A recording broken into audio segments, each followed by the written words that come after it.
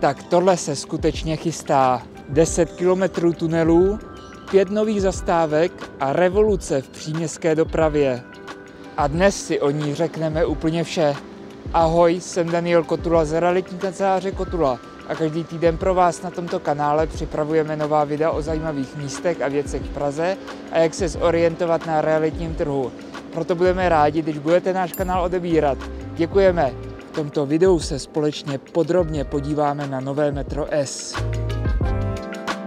Možná jste o něm ještě tolik neslyšeli, ale tenhle projekt je více než aktuální, proto vám dnes představíme všechny známé detaily. Zásadní rozdíl oproti klasickému metru, jak ho známe, je, že ho budou tvořit příměstské vlaky.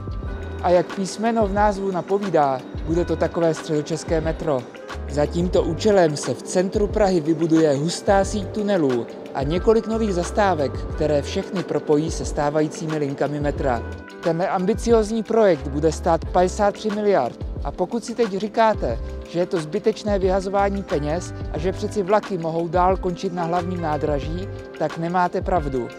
Pro budoucnost dopravy v Praze je to zásadní projekt a hned vysvětlím proč. Do Prahy jezdí za prací každý den 230 000 středočechů a tohle číslo pořád roste. Před 10 lety to bylo o čtvrtinu méně. A co je možná ještě důležitější, momentálně do Prahy vlakem dojíždí jen 20% středočechů, ostatní jezdí autem. Dnešní zácpy u příjezdu do Prahy mohou být slabým odvarem oproti tomu, jak to může vypadat třeba za 20 let. Je proto potřeba, aby se pro dojíždění víc a víc využíval vlak. Jenže tady je už dnes jeden dost zásadní problém.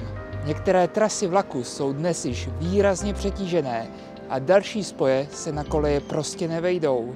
Jak mohou diváci v komentářích potvrdit, jde hlavně o úseky mezi Smíchovským nádražím a hlavním nádražím, mezi nádražím Vršovice a hlavním nádražím a mezi Masarykovým nádražím a nádražím Vysočany. Jediná možnost je vybudovat nové koleje, a to jen pro příměstské vlaky, aby mohly jezdit co možná nejčastěji.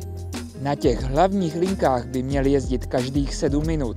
Vlaky se budou sjíždět z různých směrů do nově vybudovaných tunelů pod Prahou a mezi novými zastávkami bude interval dokonce jen pár minut, podobně jako u běžného metra. Tento systém není žádný pražský experiment. Město se nechalo inspirovat u ostatních evropských metropolích. Toto řešení mají například v Mnichově nebo Stockholmu a funguje skvěle. A kudy nové tunely povedou a na jaké zastávky se můžeme těšit? Ten první tunel povede ze Smíchovského nádraží na Florence a druhý pak z Vršovic na Florence. Oba tunely pak budou projíždět centrální stanicí pod Václavským náměstím, kde bude i přestup na metro. K nim pak vznikne i několik nových zastávek. Karlovo náměstí s přestupem na Bčko, Florence s přestupem na Bčko a Cčko, náměstí bratří Sinků s přestupem na Dčko a Karlín. A co bude s hlavním nádražím? To zůstane jen pro dálkové spoje. Vás ale určitě nejvíc zajímá, kdy se novým metrem svezete. Podle aktuálních odhadů by se mělo začít stavět v roce 2035. Ale jak už to u takhle náročných projektů bývá, skutečné realizace se dočkáme minimálně o pár let později. Tenhle záměr s novým metrem S každopádně město myslí vážně a aktuálně pracuje na studii proveditelnosti. Ta bude projekt řešit víc do detailu. Hotová bude v polovině tohoto roku. A co na tenhle projekt říkáte vy? Myslíte si, že má smysl? Za mě jednoznačně ano. Věřím, že se tím cestování z mimopražských lokalit zásadně zlepší a také věřím, že ubyde aut. To bych si přál. A Esko bude také dobře sloužit Pražákům. Udržitelný růst Prahy bez takovýchto systémových projektů si těžko dokáží představit. A pokud chcete vlaky zařadit do svého života už teď a nechcete čekat 20 let na novou linku, podívejte se na naše video, kde vám ukážeme, na jakých trasách v Praze je teď už rychlejší se svést vlakem než metrem. Možná zjistíte, že právě vy můžete ušetřit až 20 minut denně.